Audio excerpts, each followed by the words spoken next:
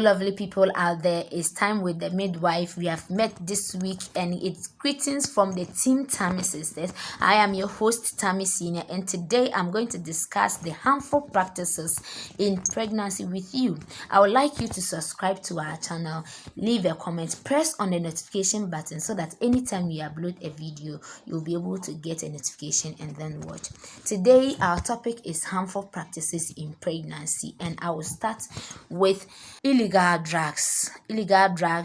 Let me break it into two. You see, illegal drugs in the sense that you are not being seen by any doctor or midwife, but because you have headache, you go to the drugstore or the chemist or the pharmacy and you are being given a drug to take. That is illegal. Taking drugs illegal without a prescription is dangerous, but once you become pregnant, it's very harmful for you and then your fetus. So we advise that any drug a pregnant woman takes in should be prescribed before you go to buy them. And also one side of it is the misuse of prescribed medications. You are sick, you get to the hospital, you are being given a prescription, a medication to take. Okay, so let's say that you are being told to take the drug for 3 days, for 5 days, or for a week. So at the end of that time, there is a remaining drug left. So in a week or two, you got the same signs and symptoms that led you to go to the facility for a checkup. Then you went to take that drug that was left without any prescription. That is a misuse. Or maybe some of the drug was not left. You took the prescription, went to the drugstore or the pharmacy to get that same drug that you were given at the hospital. Then you came and you are taking it. It's an illegal thing and it's not going to be helpful to you. We say that anytime you are sick, you get tested before you are treated. So we should avoid illegal drugs once we are pregnant to save ourselves and then our fetus. The next thing I'll talk about is smoking. We all know the side effect of cigarettes. Either weed, cigarettes, whatever that you smoke, we say that it has a side effect on you, the mother, and then also the fetus that you are carrying.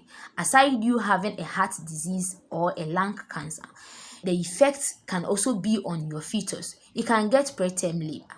Preterm labor mostly comes with a low birth weight babies. You can also have congenital abnormalities like cleft palate and then cleft lip.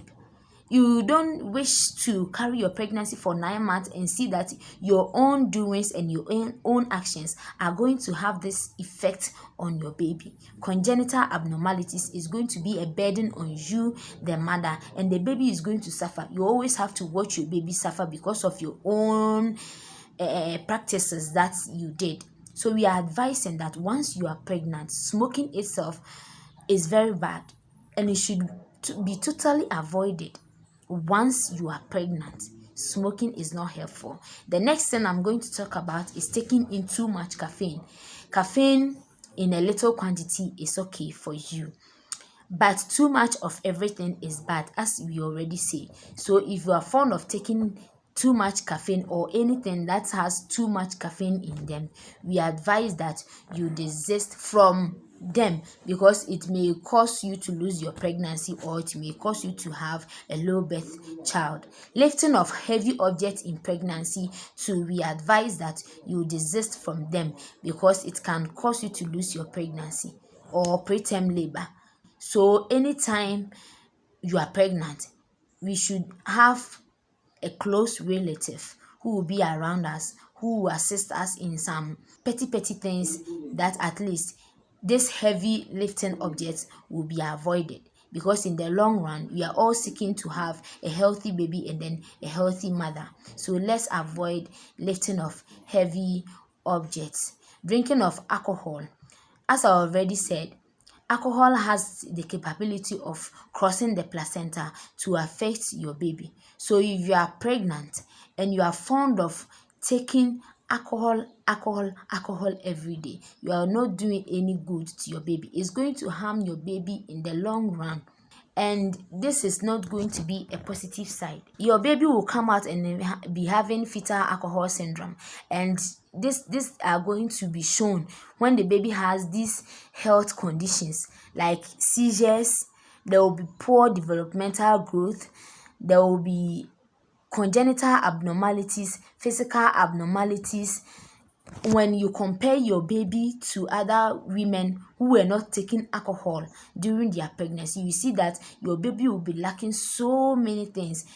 In the months that your baby is during the child welfare clinic, you will see that when you compare your baby, maybe the weight will even be lesser than the weight that the baby is supposed to have, and it's not going to help your baby. So we advise, you see, alcohol content, we don't know the amount that is supposed to be in the body. That is normal.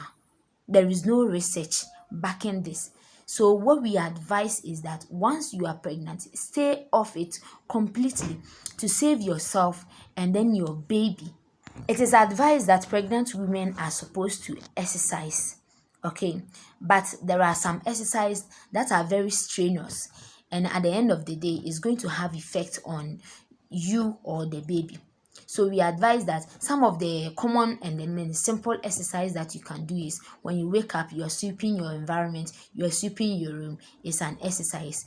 You are washing your clothes, cooking, it's an exercise. You are laying your bed, is an exercise. Walking from your house to your workplace, to the health center, to anywhere that you are walking to is an exercise. So we advise that you engage yourself in this minor exercise that you don't recognize them as an exercise, instead of going to the physio, running for a miles, going to the gym. If the exercise is strenuous, at the end of the day, it's going to have an effect on you or your baby. So we advise that these exercises are important.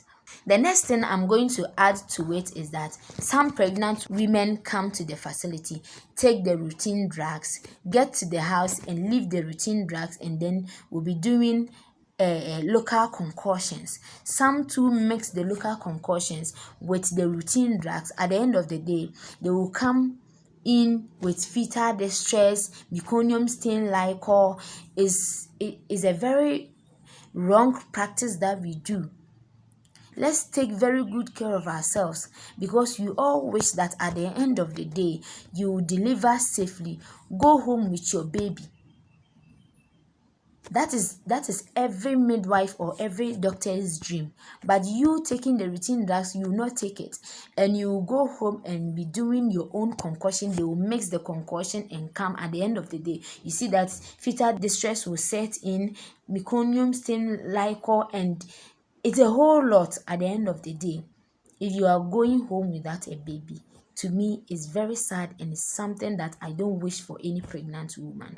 So please, our dear pregnant women, let's do well to take very good care of ourselves. We all hold our health in our hands. We are pleading with you that you take very good care of yourself, so that at the end of the day, when we suffer to take you through A and C at labor, we will have you and have our child, and our happiness will be complete. Thank you for watching. Share with someone. Subscribe to our channel. Stay tuned. Same time next week, we are going to talk. It's time with the midwife and your host, Tammy. God bless.